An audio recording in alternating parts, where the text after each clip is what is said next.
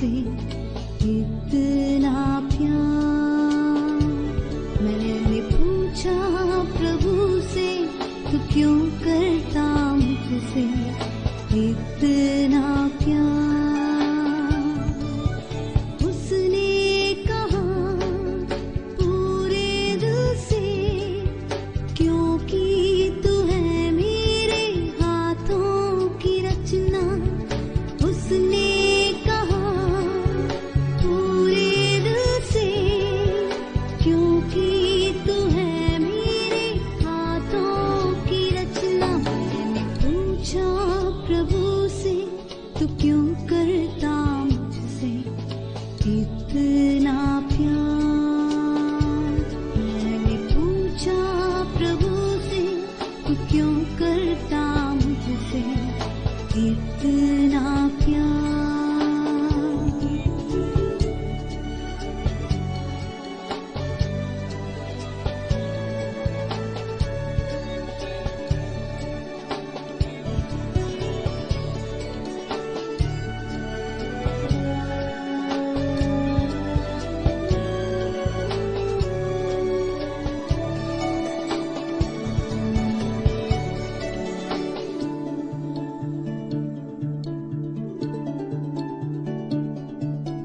तेरी राहों पर चलते चलते कई बार मेरे कदम भटक गए।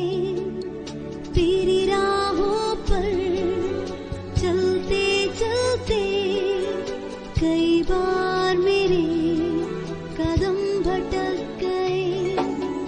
फिर भी न छोड़ा तूने हाथ मेरा, फिर भी न छोड़ा तूने हाथ मेरा।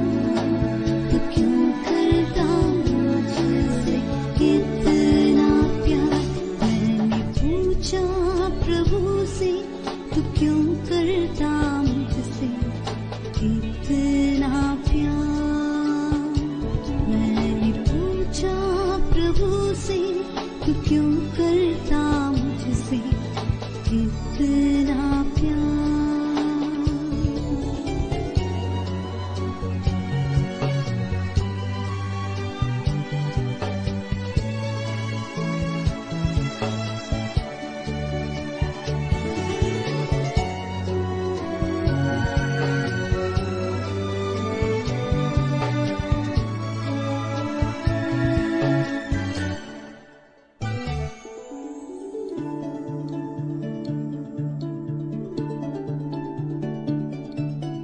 कई बार तुम्हें खुशी देनी चाही, गम के अलावा कुछ ना दिया। कई बार तुम्हें खुशी देनी चाही, गम के अलावा कुछ ना दिया। फिर भी न छोड़ा तूने हाथ मेरा, फिर भी न छोड़ा तूने हाथ मेरा। तू क्यों करता मुझसे इतना प्यार। मैंने पूछा प्रभु से, तू क्यों करता मुझसे इतना प्यार। मैंने पूछा प्रभु से, तू क्यों करता मुझसे इतना प्यार। उसने कहा पूरे दिल से, क्योंकि तू है मेरे हाथों की रचना। उसने कहा पूरे दिल से, क्योंकि तू है मेरे हाथों की रचना। मैंने पूछा प्रभु से, तू क्यों करता मुझसे इतना प्यार।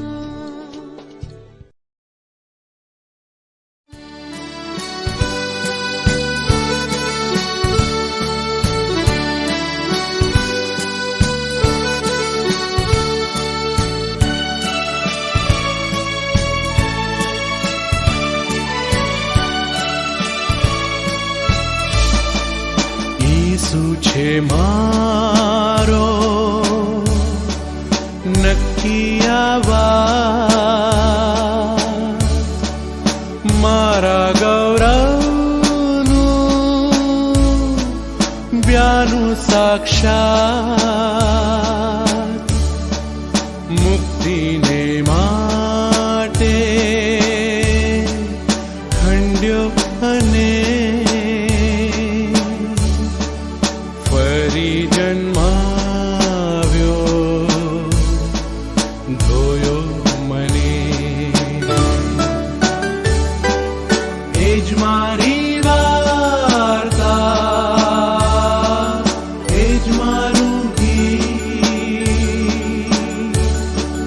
ત્રાતાની સ્તુતિ કરું છું એ જ મારી વાર્તા એ જ મારું ગીત ત્રાતાની સ્તુતિ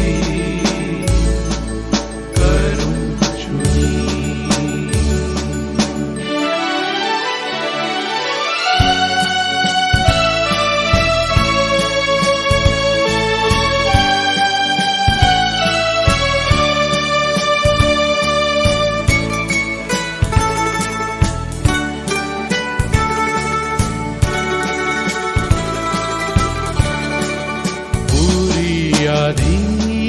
અધીનતા પૂરો છે હર્ષ તેથી જોઉં છું ગૌરવી દર્શ આકાશથી દૂતો લાવે સંદેશ કૃપાને પ્રીતિ તણા એ જ મારી વાર્તા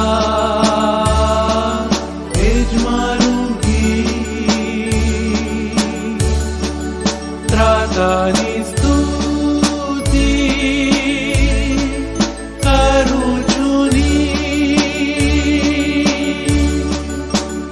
મારી વાર્તા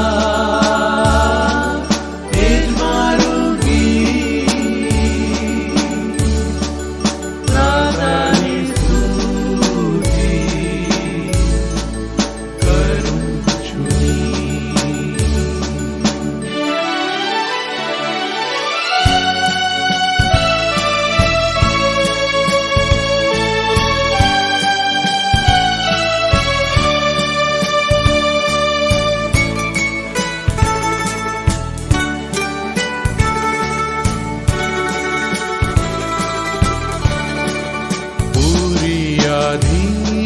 અધીનતા પૂરો આરામ ત્રાતામાં સુખી ને ધન્યવાદ જોતાને જપતા નજર આસમાન દેવગુણથી ભરપૂર સ્નેહબંધીવા એ જ મારી વાર્તા એ જ મારું ગીત ત્રાતાની સ્તુતિ કરું છું મારી વાર્તા એ જ મારું ગીત ત્રાતાની સ્તુતિ કરું છું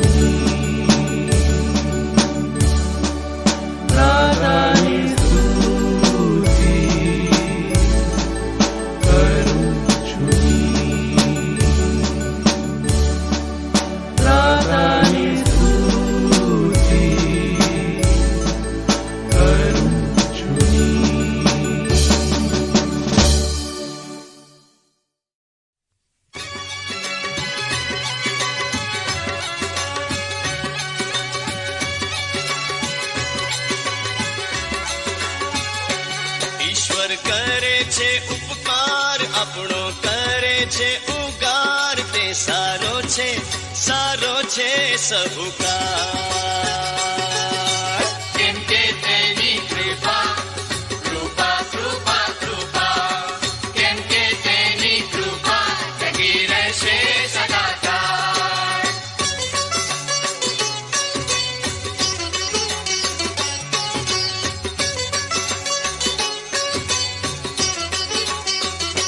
દે દેવોના દેવને માન, એકલો તે છે મહિમાવાન, તે સારો છે સહુકાર.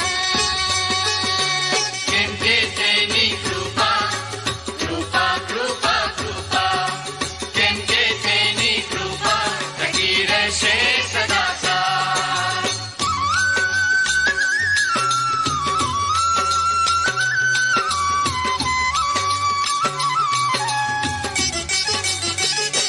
સંધા સૃષ્ટિના પ્રભુને, ત્રિલોકના મહાવિભુને, સ્તોત્રો કરો કરો સહુકાર.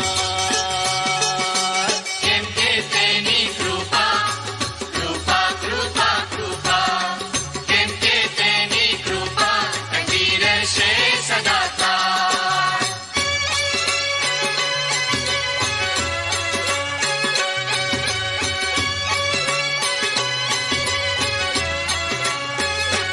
એકલો કરે ચમત્કાર, સર્વલોક પર અધિકાર, તેને ભજો ભજો સહુકાર. કેમ કે તેની કૃપા કૃપા કૃપા કૃપા, કેમ કે તેની કૃપા ટકી રહેશે સદાકાળ.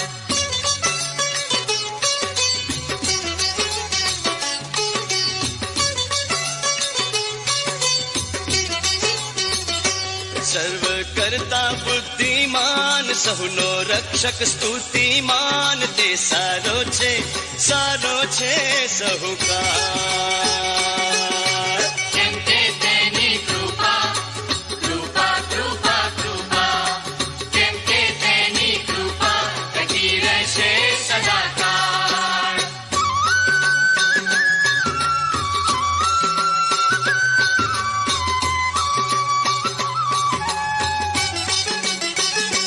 આપણા શત્રુને દંડી લીધા, આપણને ખંડી, તે તારક છે સહુકાર.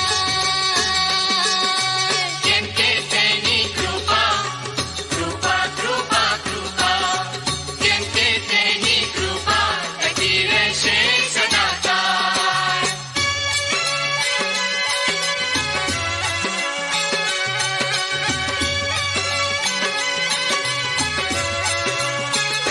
સહુ પર દયા લાવે છે, સહુને ખવડાવે છે, તે દાતા છે સહુકાર. કેમ કે તેની કૃપા કૃપા કૃપા કૃપા, કેમ કે તેની કૃપા ટકી રહેશે સદાકાળ.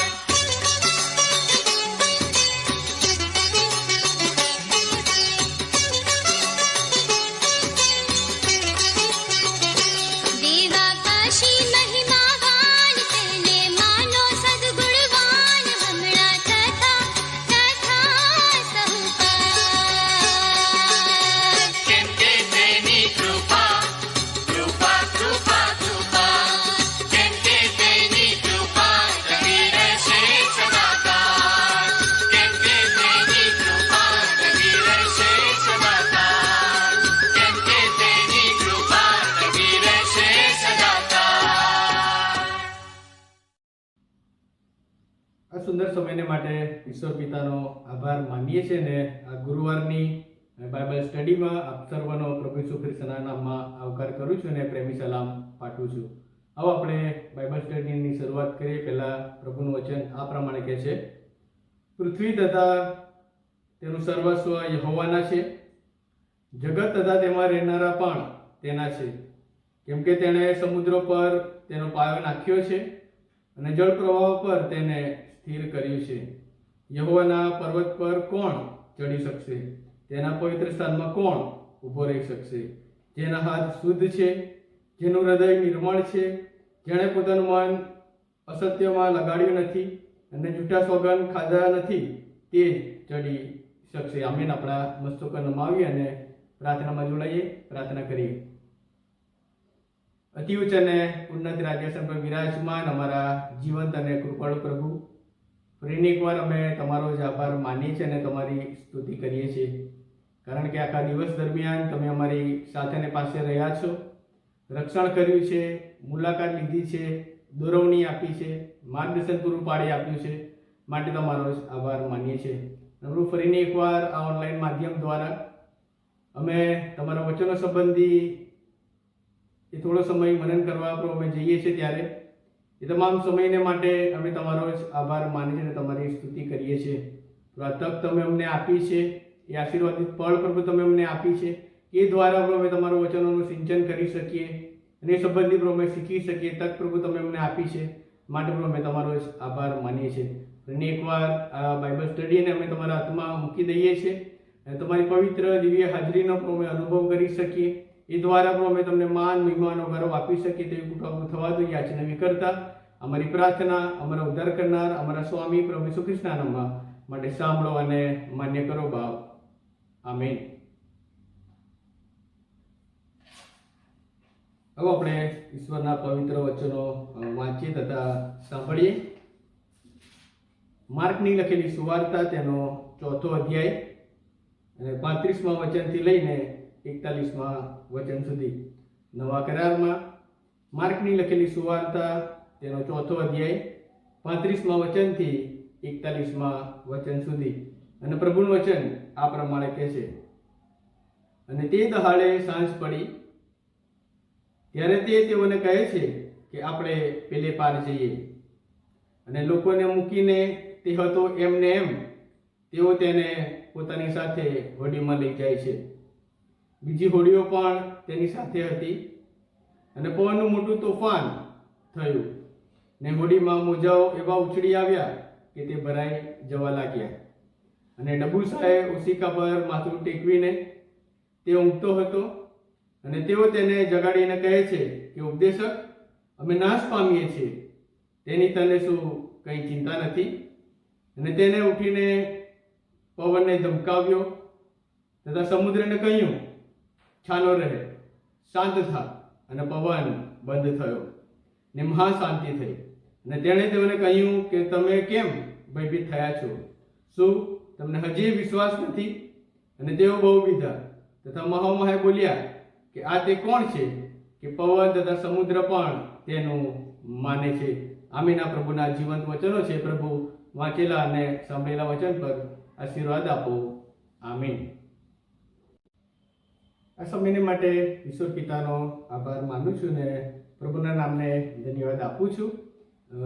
એ સાથે ગુજરાત ડાયોસિસના માનનીય બિશપ સાહેબ ડિલાઇટ રેવ સિલ્વાન્સ એસ ક્રિશ્ચિયન સાહેબનો આભાર માનું છું અને ગુજરાત ડાયોસિસના સેક્રેટરી રેવરન્ડ મનહર ગામિતી સાહેબનો આભાર માનું છું. મને યોગ્ય ગણીને બાઇબલ સ્ટડી કરવાની મને જવાબદારી એમણે સોંપવામાં આવી, એના માટે હું એમનો આભાર માનું છું.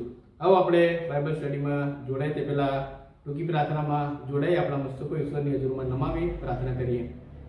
જીવંત અને કૃપાળુ પ્રભુ, ફરીને એકવાર અમે તમારી પાસે આવીએ છીએ અને અમારા મસ્તકો તમારી હજુરમાં નમાવીએ છીએ.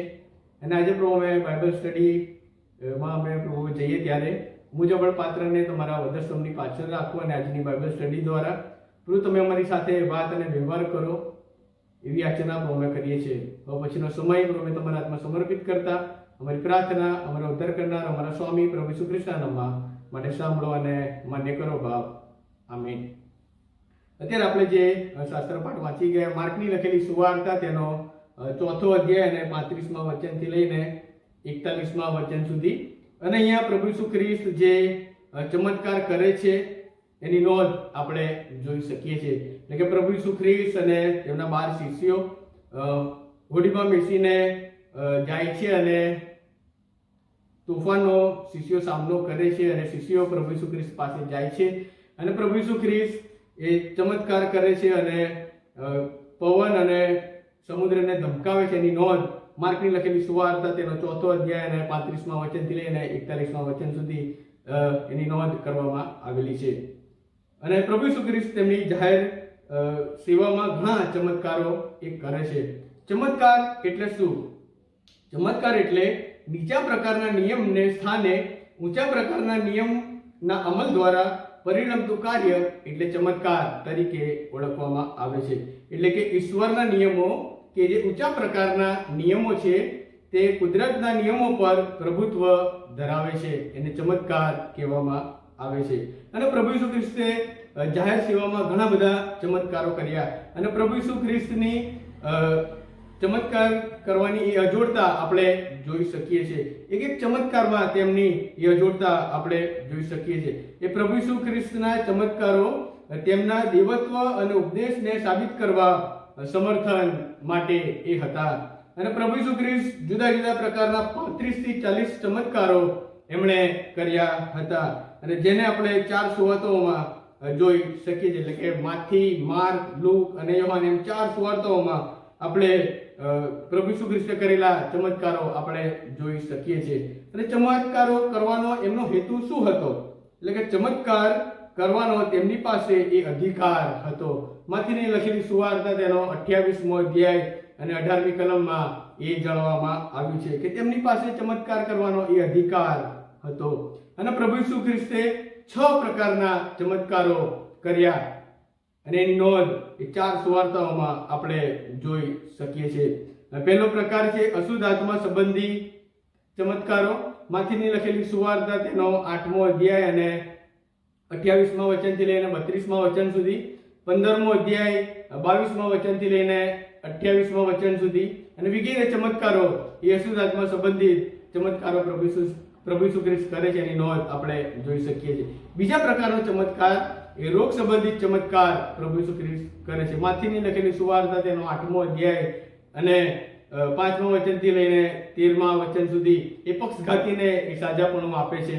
અને ત્યારબાદ માથીની લખેલી સુવાર્તા તેનો 8મો અધ્યાય અને 15મી કલમ એ પિત્તરની સાસુને તાવ આવ્યો અને પ્રભુ ઈસુ ખ્રિસ્ત ઘરમાં ગયા અને પિત્તરની સાસુને તાવ દૂર કરે છે અને એને સાજાપણું આપે છે. એ રોગ સંબંધિત ચમત્કારો પ્રભુ ઈસુ ખ્રિસ્ત કરે છે. અને ત્યારબાદ ત્રીજા પ્રકારનો ચમત્કાર છે કે મરણ સંબંધિત ચમત્કારો.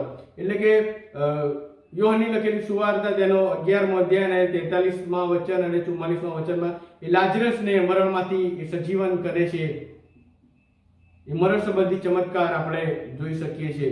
માર્કની લખેલી સુવાર્તા તેનો 4થો અધ્યાય અને 39મી કલમ એ કુદરત સંબંધિત ચમત્કાર એ પ્રભુ ઈસુ ખ્રિસ્ત કરે છે. 4થા પ્રકારનો એ ચમત્કાર છે.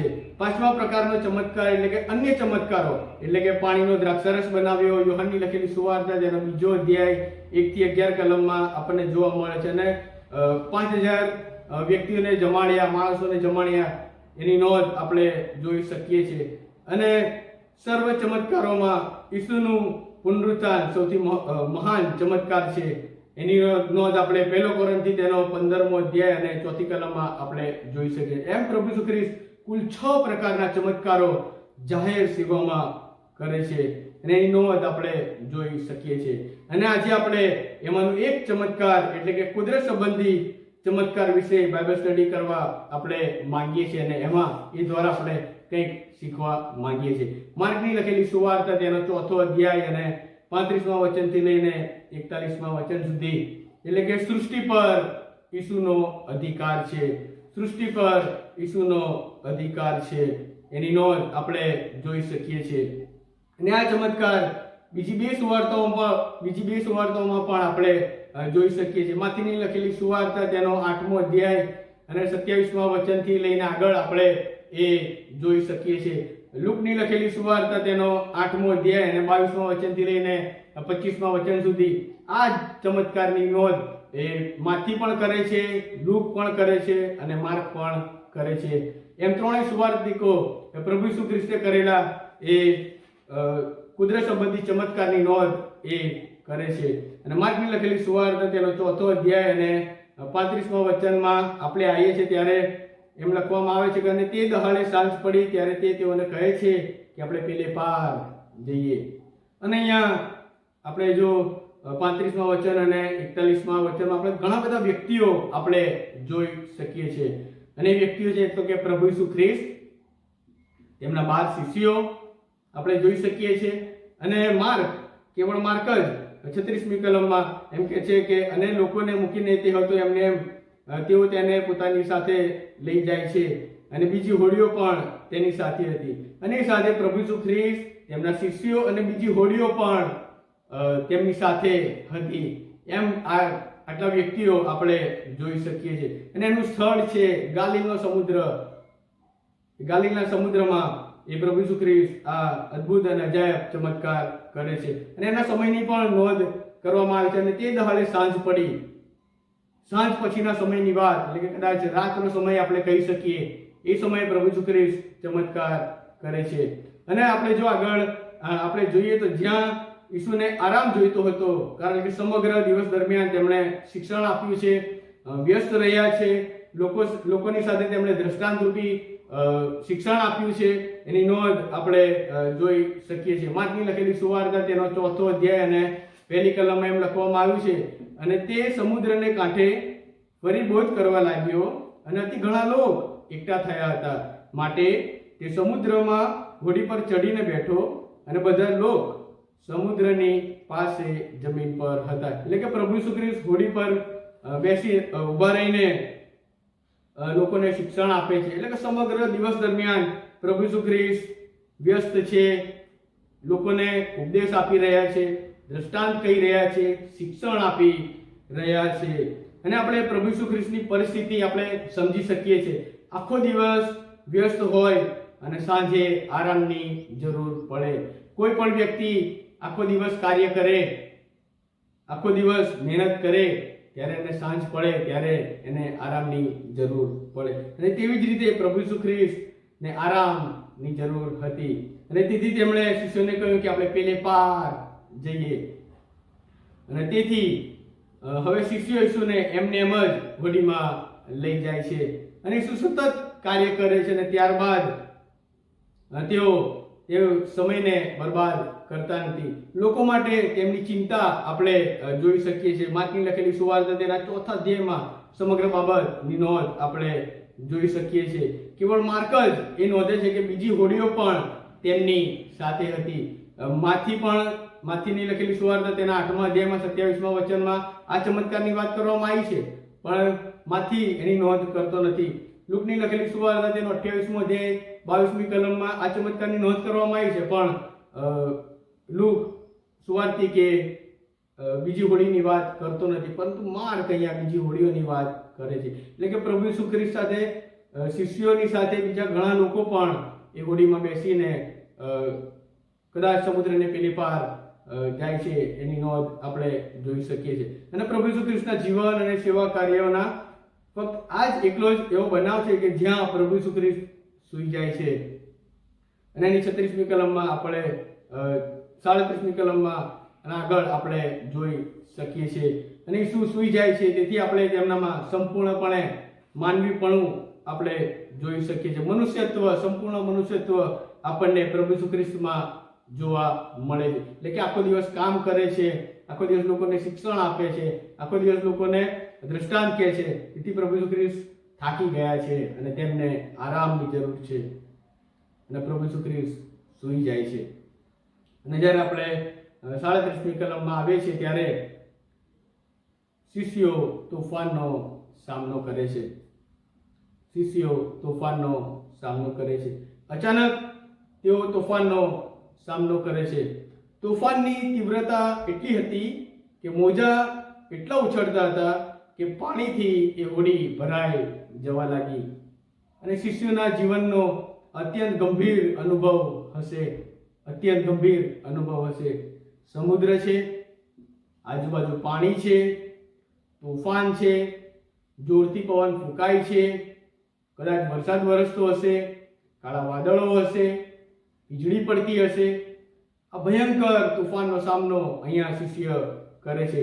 37મી કલમ એની નોંધ કરવામાં આવી છે. અને પણ મોટું તોફાન થયું ને હોડીમાં મોજાઓ એવા ઉછળી આવ્યા કે તે ભરાઈ જવા લાગી, કારણ કે તેઓ ગાલિલના સમુદ્રમાં હતા. અને ગાલિલનો સમુદ્ર એ 13 માઇલ લાંબો એટલે કે 21 કિલોમીટર લાંબો અને 8 માઇલ પહોળો એટલે 13 કિલોમીટર પહોળો એવું વિશાળ ક્ષેત્ર એનું હતું. અને સમુદ્રની સપાટીથી 700 ફૂટ નીચું અને તેની આસપાસ પર્વતોની આખી હારમાળા હતી અને એ 2000 ફૂટ ઊંચી હતી.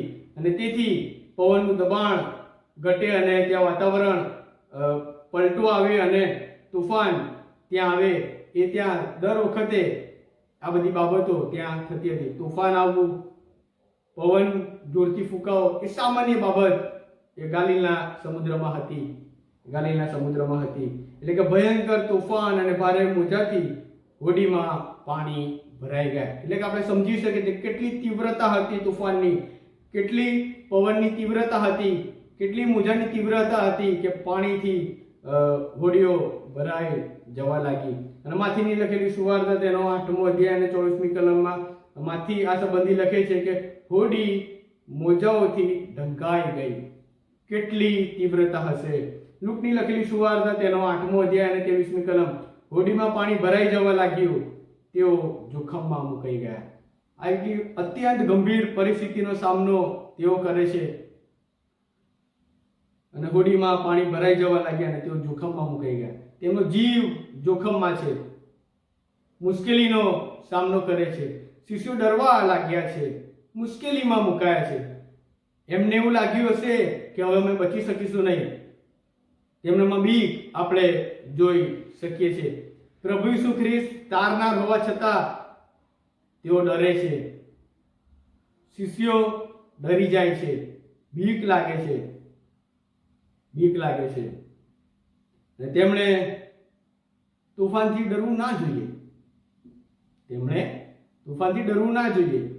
કારણ કે એમાંના કેટલાક તો માછીમાર હતા અને તેઓ પાણીની સાથે એ સંપર્કમાં પ્રથમ હતા અને તેથી એના સમુદ્રથી તેઓ વાકેફ હતા. તેમનામાં કેટલા પણ આવા તોફાનનો સામનો કર્યો હશે. કેટલા શિષ્યોએ એનો સામનો કર્યો હશે. પિત્તર, આંદ્રિયા, યોહાન, યાકૂબ એ આપણે જોઈ શકીએ છીએ કે તેઓ માછીમાર હતા. તેઓ માછલી પકડવા માટે એ સમુદ્રમાં જતા હતા અને તેમણે પણ આવા તોફાનનો સામનો કર્યો હશે. પરંતુ આ તોફાન તેમના માટે ભય ઉપજાવે, અવિશ્વાસ ઊભો કરે તેવું હતું. ભય ઉપજાવે અને અવિશ્વાસ ઊભો કરે એવું હતું. અને તેથી 37 કલમમાં એમ કહે છે કે અને પવનનું મોટું તોફાન થયું, હોડીમાં મોજાઓ એવા ઉછળી આવ્યા કે તે ભરાઈ જવા લાગી. ડર, બીક, ચિંતા, મુશ્કેલીનો સામનો શિષ્યો અહીંયા 37મી કલમમાં કરે છે. ઘણા બધા તોફાનો આપણા જીવનોમાં પણ આવે છે અને આપણે પણ ઘણા બધા તોફાનોનો સામનો કરીએ છીએ. ડર ઊભો કરે છે તોફાન, નાહિંમત બનાવી નાખે છે, શંકા ઊભી કરે છે, બધું તહેસ નહેસ કરી નાખે એવા અનુભવોમાંથી કદાચ આપણે પસાર પણ થવું પડે. એવા તોફાનોનો સામનો આપણે કરે છે. ચાહે આર્થિક તોફાન હોય, બીમારીનું તોફાન હોય, સ્વાસ્થ્યને લગતું તોફાન હોય, આપણા કેરિયરને લગતું તોફાન હોય, આપણા આપણે જે કાર્ય કરીએ છીએ, નોકરી કરીએ છીએ, વ્યવસાય કરીએ છીએ એ કાર્ય ક્ષેત્રને લગતું તોફાન હોય, સંબંધોમાં આવતી અડચણનું એટલે કે લગ્ન જીવન, કૌટુંબિક જીવનનું તોફાન વગેરે તોફાનો આપણે આપણા જીવનમાં એનો સામનો કરીએ છીએ. ત્યારે આપણો અનુભવ કેવો હોય છે એ ખૂબ જ અગત્યની વાત છે. શું આપણે નાસીપાસ થઈ જઈએ છીએ? આપણા જીવનોમાં આવતા તોફાન દ્વારા શું આપણે નાસીપાસ થઈ જઈએ છીએ? શું નકારાત્મક વલણ અપનાવીએ છીએ? શું ઈશ્વર પર આપણે શંકા કરીએ છીએ? એવા સમયમાં આપણે શું કરીએ છીએ એ ખૂબ જ મહત્વનું છે. શું માનસિક તાણ અનુભવીએ છીએ? જીવન જીવવાનું મૂકી દઈએ છીએ, હારી જઈએ છીએ, નબળા પડી જઈએ છીએ? જેવી રીતે શિષ્યોના જીવનમાં આ બાબત બની, તોફાન આવ્યું મૂંઝવણ ઊભી થઈ, મુશ્કેલી અનુભવી, તેઓ ડરી ગયા. તોફાન છે, પરંતુ વાલા ભાઈઓ અને બહેનો, તેને શાંત કરવા માટે પ્રભુ ઈસુ ખ્રિસ્ત પણ હાજર છે. મુશ્કેલી છે, પણ તારનાર પ્રભુ ઈસુ ખ્રિસ્ત એ હોડીમાં હાજર છે. પ્રભુ ઈસુ ખ્રિસ્ત હોવા છતાં શિષ્યો ડરે છે. પ્રભુ ઈસુ ખ્રિસ્ત હોવા છતાં શિષ્યો શંકા કરે છે. અને આપણે જ્યારે 38મી કલમમાં આવીએ છીએ ત્યારે એમ લખવામાં આવ્યું છે, અને ટબુસાએ એક કોશિકા પર માથું ટેકવીને એ ઊંઘતો હતો, અને તેઓ તેને જગાડીને કહે છે કે ઉપદેશક, અમે નાશ પામીએ છીએ, તેની તને શું કંઈ ચિંતા નથી? એની નોંધ આપણે જોઈ શકીએ છીએ. 39મી કલમમાં એમ લખવામાં આવ્યું, અને તેણે ઉઠીને પવનને ધમકાવ્યો તથા સમુદ્રને કહ્યું કે છાનો રહે, શાંત થા, અને પવન બંધ થયો ને મહા શાંતિ થઈ. ઈસુ તોફાન શાંત કરે છે.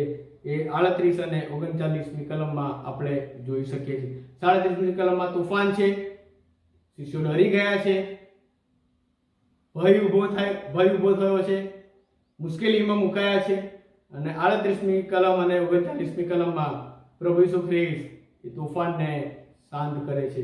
અને આપણે જ્યારે 38મી કલમમાં આવીએ ત્યારે પ્રભુ ઈસુ ખ્રિસ્ત થાકી ગયા છે, આરામની જરૂર હતી, એટલે તેઓ એક જગ્યા પર સૂઈ જાય છે. પ્રભુ ઈસુ ખ્રિસ્ત ભર ઊંઘમાં છે, અને શિષ્યો પોતાની મુશ્કેલી લઈને, પોતાનો ડર લઈને, એ શંકા લઈને પ્રભુ ઈસુ ખ્રિસ્તની પાસે આવે છે અને પ્રભુ ઈસુ ખ્રિસ્તને જગાડે છે. અને પ્રભુ ઈસુ ખ્રિસ્તને કહે છે, તારનારને કહે છે 38મી કલમના છેલ્લા ભાગમાં, અમે નાશ પામીએ છીએ, તેની તને શું કંઈ ચિંતા નથી? પ્રભુ ઈસુ ખ્રિસ્તને શિષ્યો પ્રશ્ન પૂછે, તને શું કંઈ ચિંતા નથી? આ તેમનો અવિશ્વાસ બોલી રહ્યો છે, અધૂરો વિશ્વાસ આપણે તેમનામાં જોઈ શકીએ છીએ. પોતાની નિષ્ફળતાનો દોષ પ્રભુ ઈસુ ખ્રિસ્ત પર તેઓ મૂકે છે. તેમણે પ્રભુ ઈસુ ખ્રિસ્ત પર વિશ્વાસ કરવો જોઈતો હતો. પ્રભુ ઈસુ ખ્રિસ્તે આગળ ઘણા બધા ચમત્કારો કર્યા છે, તેમણે જોયા હશે, પરંતુ આ સમયે તેઓ નાહિંમત થઈ ગયા છે. પ્રભુ ઈસુ ખ્રિસ્ત પર તેઓ સંદેહ રાખે છે. અને પરંતુ પ્રભુ ઈસુ ખ્રિસ્ત તેમના માટે શું કરે છે એની નોંધ આપણે 39મી કલમમાં આપણે જોઈ શકીએ છીએ. ઈસુ ઉઠ્યા, પવન અને સમુદ્રને કહ્યું કે છાનો રહે, શાંત થા, અને પવન બંધ થયો અને મહા શાંતિ થઈ. એની નોંધ આપણે 39મી કલમમાં આપણે જોઈ શકીએ છીએ. ઈસુ મોટા અવાજે, એ અધિકાર સહિત, એ પરાક્રમ સહિત, એ આદેશ સહિત એ પવન અને સમુદ્રને ધમકાવે છે. ઈસુ પાસે શક્તિ છે તોફાન અને સમુદ્રને શાંત કરવાની, કારણ કે તે ઈશ્વર પુત્ર છે, તે સર્વોપરી છે, અને તેની પાસે એ અધિકાર છે. સર્વ પર તેને અધિકાર આપવામાં આવ્યો છે, અને જ્યારે તે અધિકાર સાથે બોલે ત્યારે તેનું માનવું જ પડે. જ્યારે પ્રભુ ઈસુ ખ્રિસ્ત અધિકાર સાથે બોલે છે ત્યારે તેમનું માનવું જ પડે. નકાર કોઈ પણ કરી શકે નહીં, ચાહે તે માણસ હોય કે સૃષ્ટિને લગતી વાત હોય, માનવું જ પડે. તેમના શબ્દોમાં પરાક્રમ આપણે જોઈ શકીએ છીએ. માથીની લખેલી સુવાર્તા તેનો 9મો અધ્યાય અને 6ઠી કલમમાં જે પક્ષઘાતીને પ્રભુ ઈસુ ખ્રિસ્ત સાજા કરે ત્યારે શબ્દો દ્વારા એને સાજો કરે છે. માથીની લખેલી સુવાર્તા તેનો 11મો અધ્યાય અને 28મી કલમમાં પ્રભુ ઈસુ ખ્રિસ્ત એ વિસામો આપવાની વાત કરે છે. યોહાનની લખેલી સુવાર્તા તેનો 14મો અધ્યાય અને 25મી કલમ એ શાંતિ આપવાની વાત કરે છે. એટલે કે પ્રભુ ઈસુ ખ્રિસ્ત ના શબ્દોમાં એ પરાક્રમ છે, એ વિસામો આપે છે અને શાંતિ આપે છે. એમની પાસે અધિકાર છે, એમની પાસે એ અધિકાર છે. એફેસીઓનો પત્ર તેનો 3જો અધ્યાય અને 20મી કલમ એમ કહે છે કે એ શાંતિ આપે છે. એટલે પ્રભુ ઈસુ ખ્રિસ્ત આપણા જીવનોમાં ઊભી થયેલી મુશ્કેલી, તોફાન, ભય, જોખમોથી આપણને શાંતિ આપવાનું વચન આપે છે. એટલે સમગ્ર સૃષ્ટિ પ્રભુ ઈસુ ખ્રિસ્તના નિયંત્રણ હેઠળ છે. કુદરતી પરિબળો પર તેમનો અધિકાર આપણે જોઈ શકીએ છીએ. ઈસુ અશક્યને શક્ય બનાવનાર એવા પ્રભુ છે.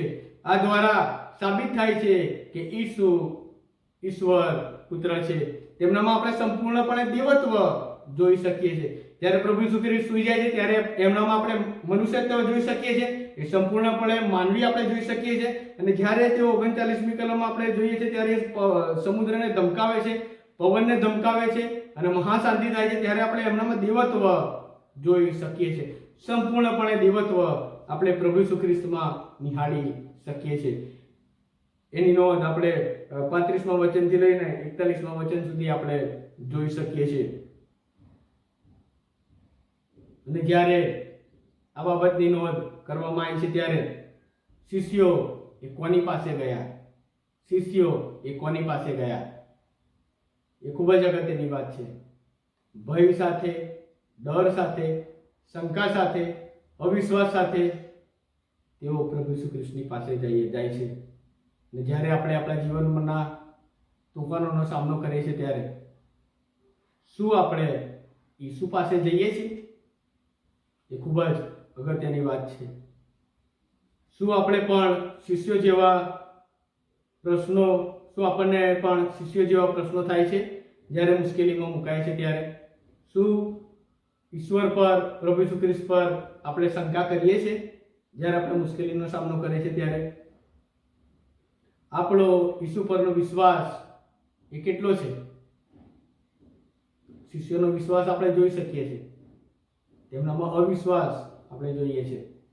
મુશ્કેલીના સમયમાં, એ તુફાનના સમયમાં પ્રભુ ઈસુ ખ્રિસ્ત પર વિશ્વાસ કરવો જોઈતો હતો, પણ તેમનામાં આપણે અવિશ્વાસ જોઈએ છીએ. તો શું જ્યારે આપણે મુશ્કેલી, તોફાન ને આર્થિક, નાણાકીય અને કુટુંબિકની વાત આવે ને બીમારીની વાત આવે, કેરિયરને લગતી વાત આવે, કાર્યક્ષેત્રને લગતા તોફાનની વાત આવે, તો શું આપણે પ્રભુ ઈસુ ખ્રિસ્ત પર કેટલો વિશ્વાસ કરીએ છીએ? અને પ્રભુ ઈસુ ખ્રિસ્ત જીવનના આવતા તોફાન શાંત કરે છે. પ્રભુ ઈસુ ખ્રિસ્ત આપણા જીવનમાં આવતા તોફાનો એ શાંત કરે છે અને આપણે તેમની પાસે અચૂક જવું જોઈએ. અચૂક જ્યારે આપણે એમની પાસે જઈએ છીએ ત્યારે શિષ્યો પ્રભુ ઈસુ ખ્રિસ્તની પાસે ગયા, એ ડર સાથે ગયા, અવિશ્વાસ સાથે ગયા. ઈસુએ તોફાન શાંત કર્યું. અને જ્યારે આપણે ઈસુની પાસે જઈએ છીએ ત્યારે આપણા જીવનના તોફાન ઈસુ શાંત કરે છે. જ્યારે આપણે 40 અને 41મી કલમમાં આપણે આવીએ છીએ ત્યારે પ્રભુ ઈસુ ખ્રિસ્ત તેમને ઠપકો આપે છે. એ અધૂરા વિશ્વાસ સંબંધી પ્રભુ ઈસુ ખ્રિસ્ત તેમને જણાવે છે. અને પ્રભુ ઈસુ ખ્રિસ્ત તેમને 2 પ્રશ્નો પૂછે છે અને તેણે તેઓને કહ્યું કે તમે કેમ ભયભીત થયા છો? શું તમને હજી વિશ્વાસ નથી? હજી વિશ્વાસ નથી? એમ પ્રભુ ઈસુ ખ્રિસ્ત તેમને 2 પ્રશ્નો પૂછે છે. તેમના અધૂરા વિશ્વાસ સંબંધી તેમને પ્રભુ ઈસુ ખ્રિસ્ત ઠપકો આપે છે. તેમણે ભયભીત થવું જોઈતું ન હતું, કેમ કે તેમણે પ્રભુ ઈસુ ખ્રિસ્ત સાથે રહીને તેમણે પ્રભુ ઈસુ ખ્રિસ્તે કરેલા ચમત્કારો નિહાળ્યા છે. એ માદાને સાજાપણું પ્રભુ ઈસુ ખ્રિસ્ત આપે છે. એ પક્ષઘાતીની વાત હોય, એ તાવની વાત હોય, એ અલગ અલગ પ્રકારના પ્રભુ ઈસુ ખ્રિસ્ત ચમત્કાર તેમની આગળ કરે છે. પણ તેમનામાં આપણે આ સમયમાં આપણે અવિશ્વાસ જોઈએ છે. અવિશ્વાસ જોઈએ છે. પ્રભુ ઈસુ ખ્રિસ્ત પર તેમણે વિશ્વાસ રાખવાનો હતો, પરંતુ આપણે જોઈએ છે ત્યારે તેઓ નાહિંમત બને છે. એ પ્રભુ ઈસુ ખ્રિસ્ત પર વિશ્વાસ રાખવા સંબંધી આપણને શાસ્ત્રમાં એમ લખવામાં આવ્યું છે. માથીની લખેલી સુવાર્તા તેનો 17મો અધ્યાય અને 20મી કલમ. રાઈના દાણા જેટલો વિશ્વાસ હોય તો તમે પહાડને કહેશો કે તું અહીંથી ત્યાં ખસી જા ને તે ખસી જશે. એ રાઈના દાણા જેટલા વિશ્વાસની અપેક્ષા પ્રભુ ઈસુ ખ્રિસ્ત આપણી પાસે રાખે છે. માર્કની લખેલી સુવાર્તા તેનો 9મો અધ્યાય અને 23મી કલમ. વિશ્વાસ રાખનારને તો સર્વ શક્ય છે. જેઓ પ્રભુ ઈસુ ખ્રિસ્ત પર વિશ્વાસ રાખે છે, ખરા ભાવથી વિશ્વાસ રાખે છે, તેને સર્વ શક્ય કરવાનું વચન પ્રભુ ઈસુ ખ્રિસ્ત આપે છે. યાકૂબનો પત્ર તેનો 1લો અધ્યાય અને 6મી કલમ એમ લખવામાં આવ્યું છે, કંઈ પણ સંદેહ રાખ્યા વગર વિશ્વાસથી માંગવું. જો આપણે સંદેહ રાખીએ છીએ, જો આપણે પ્રભુ ઈસુ ખ્રિસ્ત પર સંદેહ રાખીએ છીએ તો આપણામાં અવિશ્વાસ માલુમ પડે છે. અને જો આપણે સંદેહ રાખ્યા વગર વિશ્વાસથી માંગીએ છીએ ત્યારે એ પ્રભુ ઈસુ ખ્રિસ્ત અચૂક પૂરું પાડે છે. એ આપણી સાથે રહે છે, આપણામાં શાંતિ આપે છે. એવું વચન પ્રભુ ઈસુ ખ્રિસ્ત આજે તમને અને મને એ જણાવે છે. તેથી પ્રભુ ઈસુ ખ્રિસ્ત તેમને 2 પ્રશ્નો પૂછ્યા. કેમ તમે ભયભીત થયા? તમને હજુ વિશ્વાસ નથી? એ 2 પ્રશ્નો પ્રભુ ઈસુ ખ્રિસ્ત શિષ્યો માટે એ પૂછે છે. એ ખૂબ જ અગત્યના છે, કારણ કે પ્રભુ ઈસુ ખ્રિસ્ત એ ઈશ્વર છે. પ્રભુ ઈસુ ખ્રિસ્ત તેમનામાં એ પરાક્રમ છે. એ પ્રભુ ઈસુ ખ્રિસ્તમાં એ શક્તિ છે. એમની પાસે એ અધિકાર છે. એમનો એ અધિકારનો અનુભવ તેઓ કરે, પરંતુ અહીંયા શિષ્યો નિષ્ફળ જાય છે. અને જ્યારે પ્રભુ ઈસુ ખ્રિસ્ત તેમને ઠપકો આપે છે ત્યારે 41મી કલમમાં, અને તેઓ બહુ બીધા તથા મહામહાએ બોલ્યા કે આ તે કોણ છે કે પવન તથા સમુદ્ર પણ તેનું માને છે. અને અહીંયા શિષ્યો અંદર એકબીજાને પ્રશ્નો પૂછે છે. આ અનુભવનો હેતુ શું હતો? કેમ તેમણે તોફાનનો સામનો કરવો પડ્યો? કેમ મુશ્કેલીનો સામનો કરવો પડ્યો? કેમ ડરી જવું પડ્યું? ઈસુ હોડીમાં હોવા છતાં કેમ તોફાન આવ્યું? કેમ આવી પરિસ્થિતિ ઊભી થઈ? શિષ્યોએ કદાચ એવા પ્રશ્નો થયા હશે. અને એક વાત 41મી કલમમાં લખવામાં આવી છે. શિષ્યો કહે છે, આ તે કોણ છે? પ્રભુ ઈસુ ખ્રિસ્તના શિષ્યો પ્રભુ ઈસુ ખ્રિસ્ત પર એ શંકા કરે છે, સંદેહ રાખે છે. હજુ તેઓ પ્રભુ ઈસુ ખ્રિસ્તને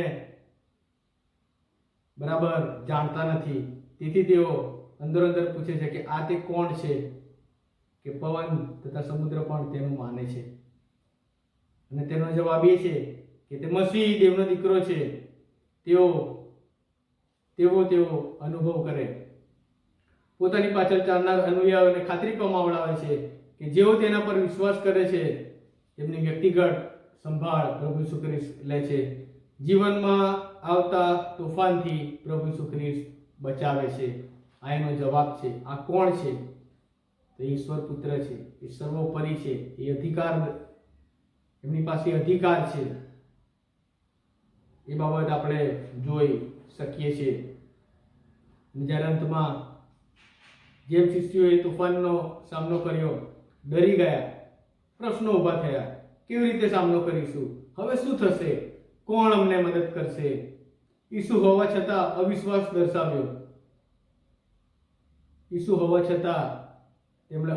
દર્શાવ્યો.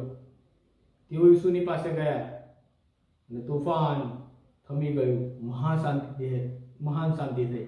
પ્રભુ ઈસુ ખ્રિસ્તે તેમની આગળ અદ્ભુત અને અજાયબ ચમત્કાર કરી બતાવ્યો. અને પ્રભુ ઈસુ ખ્રિસ્ત એ જાહેર કરે છે કે સૃષ્ટિ પર મને અધિકાર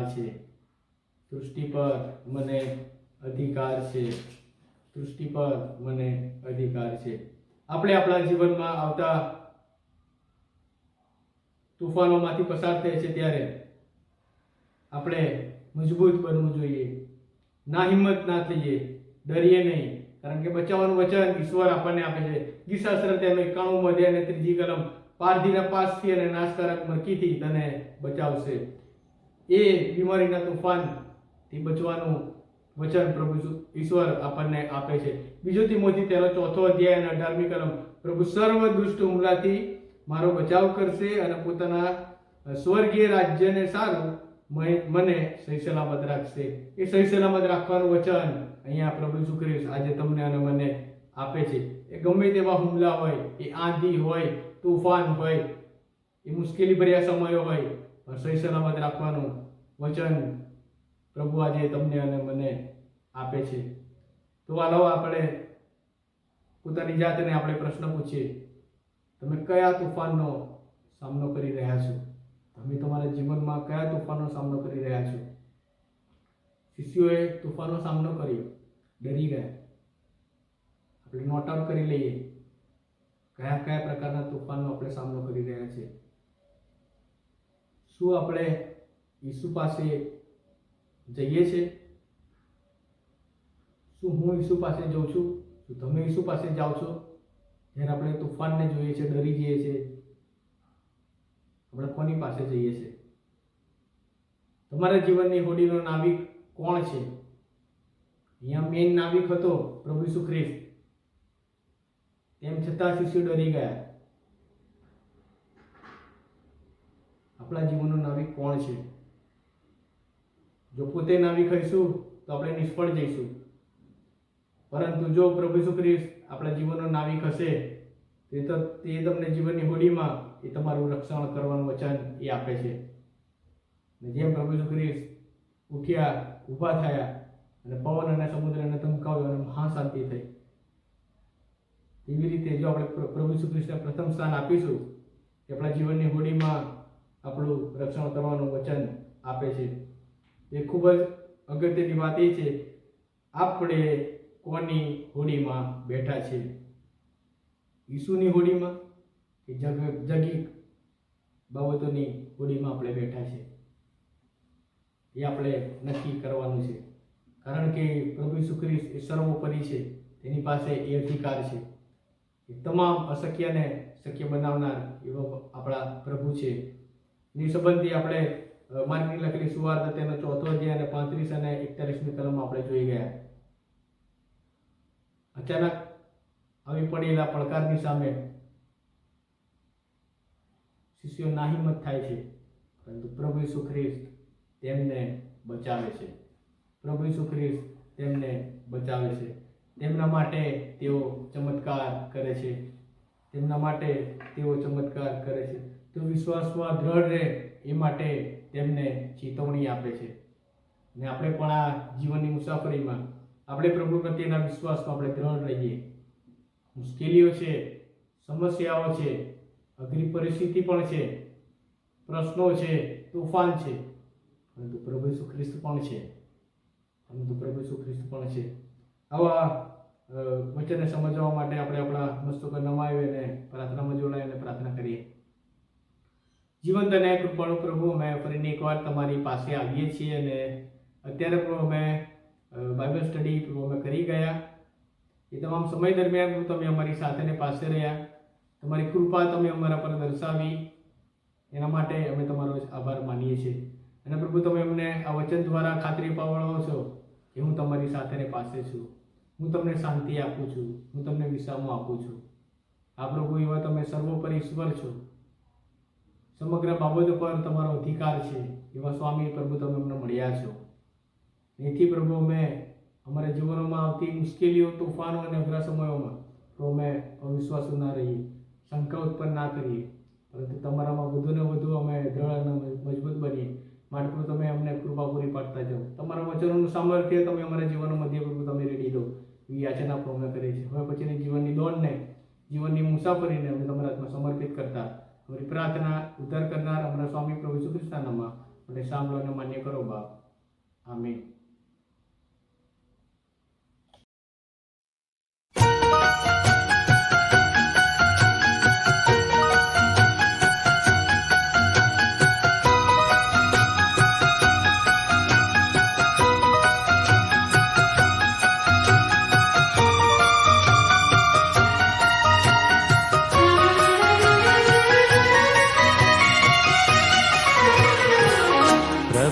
તારી સેવા કરવી છે મારે,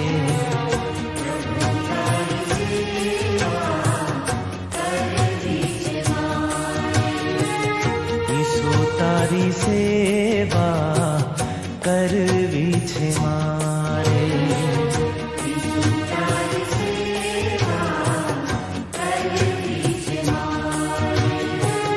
બાંસુરી બનું सुर तो तारा रे, बांसुरी बनूं सुर तो तारा रे, प्रभु तारी सेवा करवी છે મારે,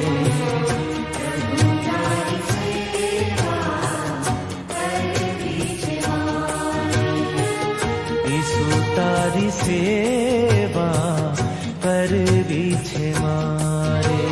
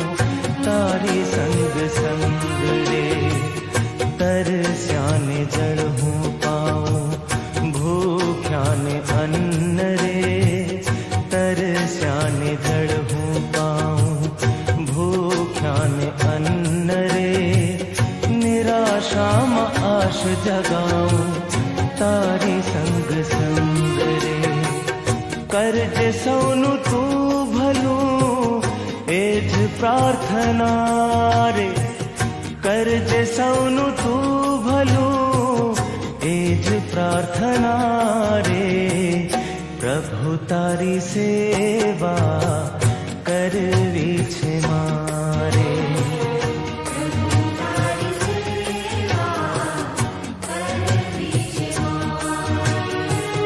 ઈસુ તારી સેવા કરવી છે મારે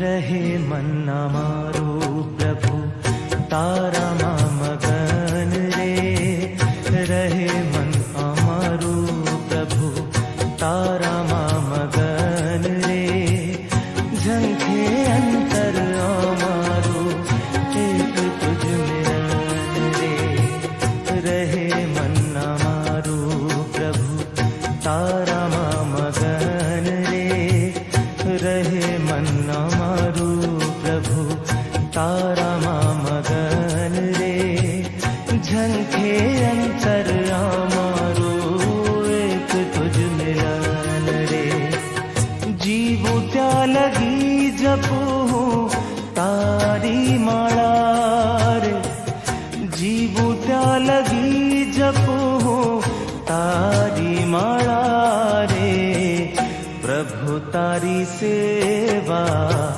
કરવી છે મારે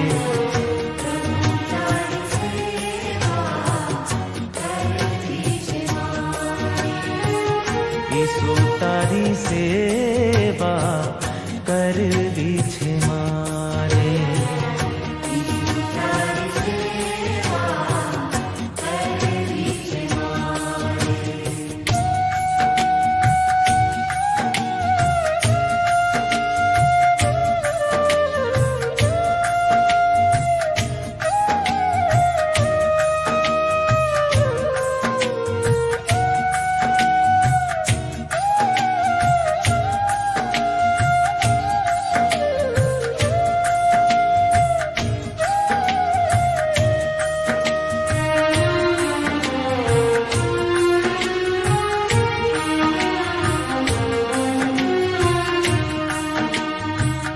ખૂટી જાય શ્વાસ જો મારા મીચાય નયન રે આવજે તું રેવા મુજને દે મને વચન રે ખૂટી જાય શ્વાસ જો મારા મીચાય નયન રે આવજે તું લેવા મુજને દે મને વચન રે तेड़ी लावजे तू मरियम माने साथ मारे तेड़ी लावजे तू मरियम माने साथ मारे